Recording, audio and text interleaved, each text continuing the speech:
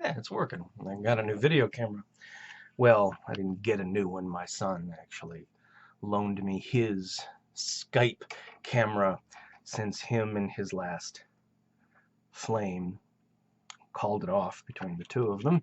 He is no longer in need of a fancy Skype camera, and I almost get the feeling would rather not see it for a while if I don't miss my gas.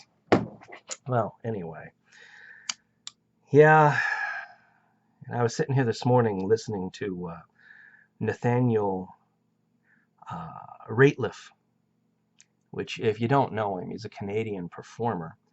The guy is stellar.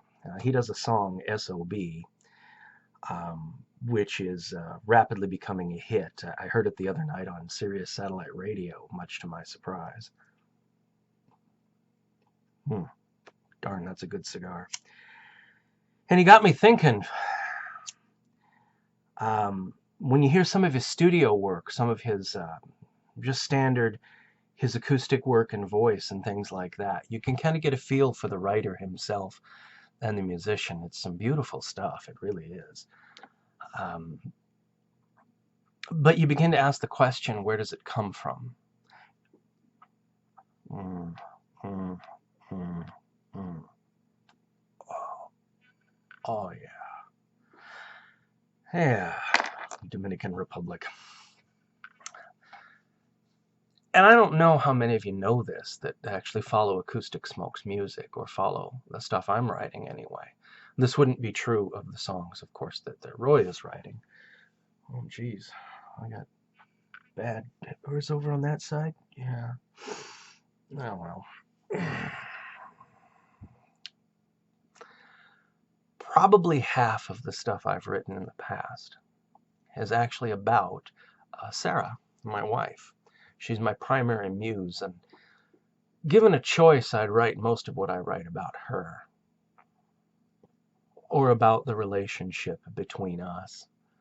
I kind of feel for her sometimes, because some of the most intimate details of what I'm thinking, they tend to come out in the music itself.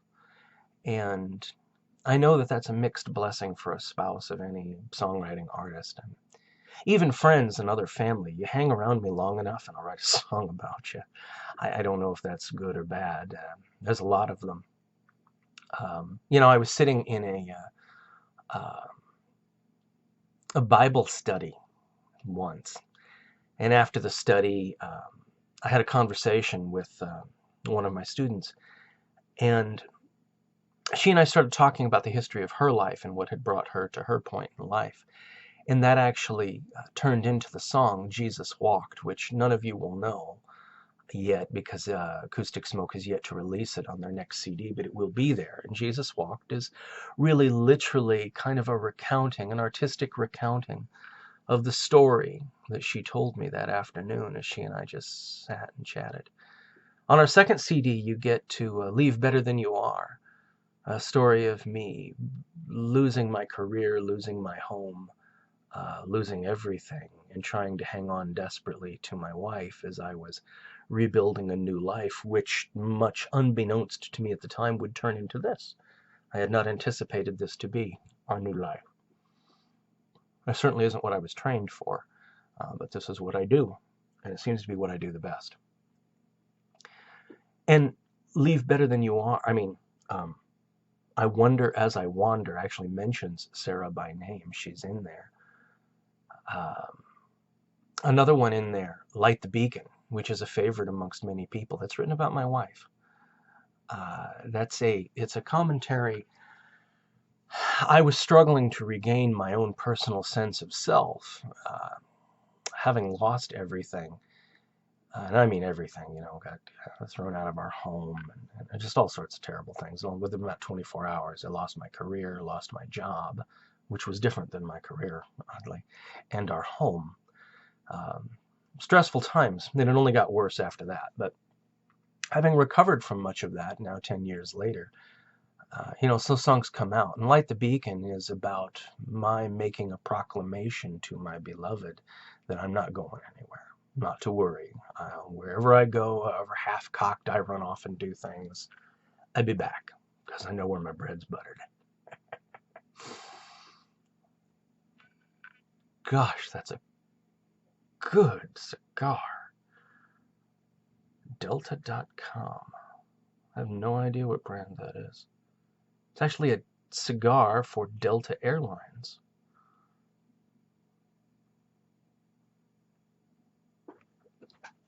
Okay. A lot of other songs you'll hear on the upcoming album. Well, no, that's a song for another video.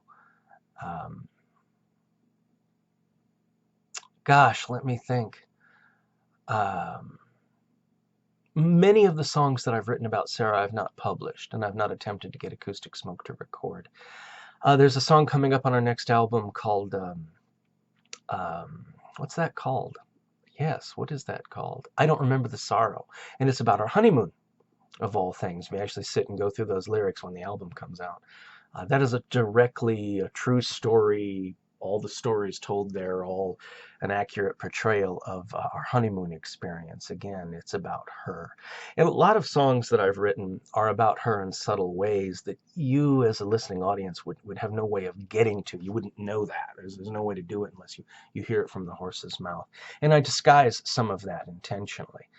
The music business is not real big on me writing a lot of songs about my spouse, about my lover, my compatriot in all of this through life.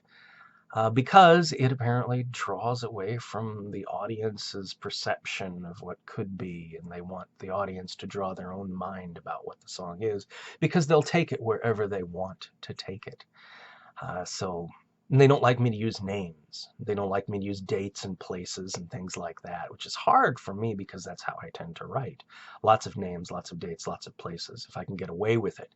So some of the things I hide and bury in metaphor and simile and stuff that you'd have to know me pretty well to get the catchwords where I'm actually headed. I just thought that might be interesting to some of my listeners out there, to some of Acoustic Smoke's listenership. So I thought I would share that this morning in a little video for you. This is Joe Holt with Acoustic Smoke. Have a good day.